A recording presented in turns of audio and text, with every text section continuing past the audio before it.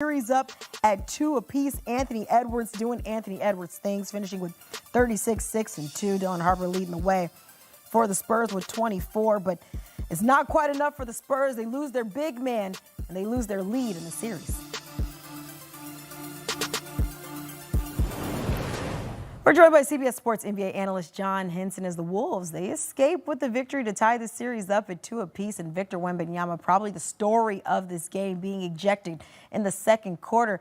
I want to get your take on how much did this ejection just change the temperature of this game? Because for San Antonio, you lose your superstar in Victor Wembanyama, but Minnesota also, they have to deal with the pressure of knowing they have to win if you have no Victor Wembanyama on the floor. Yeah, we've seen the Spurs against the Trailblazers when they lost Wemby. They came back. They had a really good win. I mean, Fox, Vassell, Castle, Harper Jr., those guys can win games for you, and they almost did tonight. They ran out of gas because of Ant Edwards, man, battling through it, going to get oxygen in the tunnel. We can never count these guys out. We've said it time and time again. It's 2-2. Wemby, unfortunately, lesson learned, young playoff team. Hey, look, can't swing your elbow and get ejected and hurt your team. But the story is Anthony Edwards.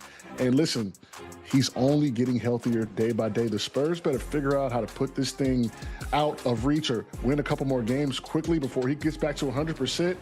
And then we're going to have our series on our hands. I want to talk a little bit more about Anthony Edwards, but first, let's go back to this Victor Wembanyama ejection, because we saw there in the replay, Dylan Harper kind of shocked once he heard the news that Victor Wembanyama being ejected after that play. It sounds like I might know your answer, but did you agree with the way the refs handled this ejection?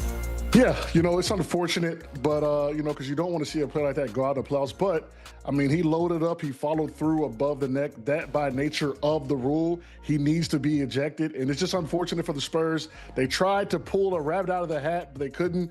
Valiant effort, but, hey, look, series is 0-0 right now going home. Spurs got to win 2 out of 3 on their home court. They get to go into the next round. If you are the Spurs, how do you handle, what's your response when you're essentially, your superstar is getting ejected? And this is, let's be honest, like, you're in a crucial spot right here. You have the opportunity to go up 3-1 in this series. Yeah, I mean, it hurts a little bit, but this is how things go. All champions have went through it. All young teams have went through it. OKC, game 7s, game 6s, where it's win now or go home. They're going to have to grow up fast. And if they don't, Minnesota will be advanced to the 3rd straight Western Conference Finals. But as a Spurs, hey, look, we go back home, we regroup, flush this down the toilet. Wemby's going to come out extra motivated, minus the elbows, and I think the Spurs will be fine. Extra motivated minus the elbows. But will they come out extra motivated? Let's say there is no Victor Wembanyama. Do you believe there could be any league discipline for him after that ejection? And if so, how does that change things? I always tell my friends, I say, listen, this is entertainment, right? The NBA understands, they have their rules. Hey, look, flagrant 2, let's move forward. This is a physical kind of playoff battle. It happens. Lesson learned for Wemby. Glad he didn't do this maybe in the later rounds if they were down 2-1 potentially or something like that. So this was a good time for him to learn a lesson. Didn't hurt him too much. However, going home up 3-1 would have felt a lot better. Now it's a must-win. Game 5 at home. Can't ask for much more at home for a must-win, but definitely the Spurs missed out on an opportunity tonight. Absolutely. But let's go back, because at the top you were talking about Anthony Edwards. You said the Spurs ran out of gas because of Anthony Edwards. What did you make, though, just about how San Antonio, their defensive strategy to try to contain him? It seems like he was being double-teamed quite a bit there. Yeah, there's a reason he's one of the best players in the world. Arguably was one of the best players on the Olympic team with all the best guys. He just willed his team to victory offensively. 2 big threes to change the tide of the game. Listen, if he does not attack and take the game by the horns, they're going to lose. So Ant could barely even breathe. He had to stay on the other end of the court at one point. So look, just the, warrior type mentality for him. We've seen it year in and year out. We've discounted this with Minnesota team so many times, and somehow, some way, they're tied 2-2 with an unhealthy superstar. They're in a good spot right now. No, 100% you're in a good spot. If you're Minnesota and you're coming into this series being told, hey, you already know that Anthony Edwards is dealing with an injury, but hey, you're sitting at 2-2 after 4 games. But I do want to dive just a little bit deeper into this matchup, because you think about this. You have a Wemby-less Wolves team, or a Wemby-less Spurs team facing a Wolves team that gets this win by what, 5 points? Is that concerning to you at all? Do you leave this game feeling more encouraged by Minnesota's response or just impressed with the Spurs fight without their franchise player?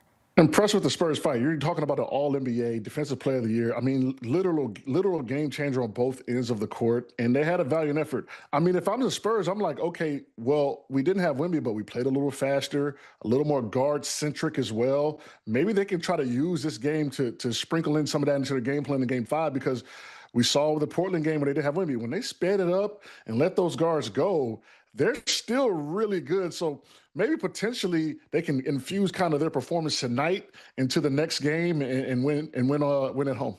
Nonetheless, I mean, whether you have Wemby or not, hopefully we do because that is must-see TV. You want to see that superstar there on the court in a very important Game 5 and at home. But nonetheless, I think it maybe raised some eyebrows. The Spurs were able to handle their own for a good chunk of that game, wasn't able to close it out, which goes to show why you need your big man. We'll see how Game 5 takes shape. That's Tuesday. We appreciate you stopping by, Henson. Thank you.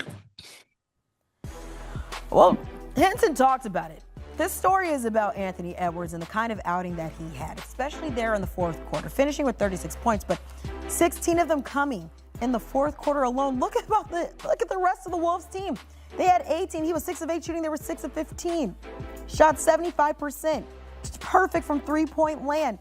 His output essentially superseding what the rest of the team has done in the fourth quarter.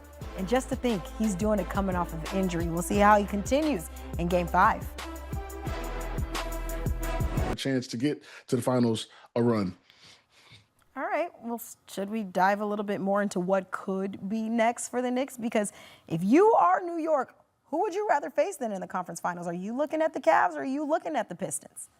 Ooh, that's tough. Probably from a talent perspective, I'd probably want to go Pistons, just because they do struggle to score. Now, they defend really well, but they struggle to score, and they've got one guy, Cade, who kind of bears the load. The Cavaliers have Harden, they have Mitchell, they've got Allen Mobley, 2 All-Stars, Defensive Player of the Year. They have a lot more on paper. So if I got to pick a team, I'm going to pick the Pistons because of kind of the lack of star power. But that doesn't mean anything in these playoffs. The Pistons actually look really good right now. Yeah, and I'm looking at the season series. The Pistons sweeping the Knicks 3-0 in the regular season. So, I mean, we'll see how that one plays out as we wait for that series. But as for the Sixers, we were talking about them a little bit, obviously. Not the ending that they maybe had in mind, but how would you just describe the state of Philly after this series? Because it does seem that they at least have a solid foundation. You brought it up.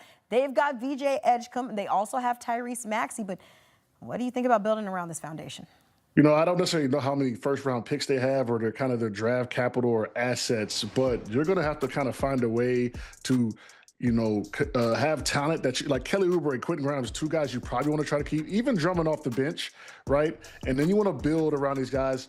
Hey, look, they may go back and say, look, we have to run it back. We need Joel Embiid to get healthy. Paul George doesn't look like he's seen his last few days, best of his last days. So he looks competent as well, even though he's aging. He's 36 years old. So look, maybe the 76ers say, hey, look, let's run this thing back, try it again. But there needs to be some conversations, especially with Embiid, because honestly, they didn't look as good as they were without Embiid. I'm sorry. So that's also an interesting aspect too. I don't think they're as good with Embiid. They have to play slower. They have to go through him. He's a great scorer, but he was 8 for 8, I think, today. But just he takes tough shots, long twos. So not an efficient scoring guy when he's not scoring 30 or 40 points a game, which he was when he was healthy. So I do not envy Daryl Morey, but I will say he's one of the best in the biz, and he is more often than not the aggressor. I think you're going to see some splashy trades and moves by the 76ers. They're not going to go down swinging. Daryl Morey has never done that. He didn't do it in Houston. I don't think he's doing it in Philly. Okay, so now I'm going to put you on the spot. If you are the GM and you're over here running the Sixers, what is priority number 1 this offseason? Priority number 1 is figuring out what to do with Joel Embiid, right? He has 3 years left with the player option. So you've almost got to sit him down and say, hey, look, get healthy, big fella, this year. What do you think about it? Do you want to stay here? And if he says yes, I think you give him another chance and then build around that, right? They're not that far off. So, like I said, they could just sit back and say, look, we like what we have. We beat the Celtics in the first round. Our big fella hasn't been healthy. He hasn't played more than 6 games all year. So First, we got to talk to Joel Embiid, see how he's feeling, see his health. I don't know what the paper and the MRIs and the X-rays are saying. I know he has a knee issue as well, but there's not much you can do with a big contract like that with an aging big man.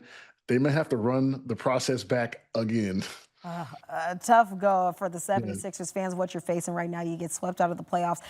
Want to get your big man healthy, maybe get some pieces around some of these young pieces, but it's what can they truly work with right now? It's yet to be seen, but as of now, Knicks moving on. And Henson, I know you've been all over. We appreciate you stopping by. Thank you. Well, the Knicks, they've been winning, not just winning, but across the playoffs, they've been winning convincingly. Their plus 194 point differential, that's the largest by any team in NBA history through their first 10 games of postseason play. The other two teams on this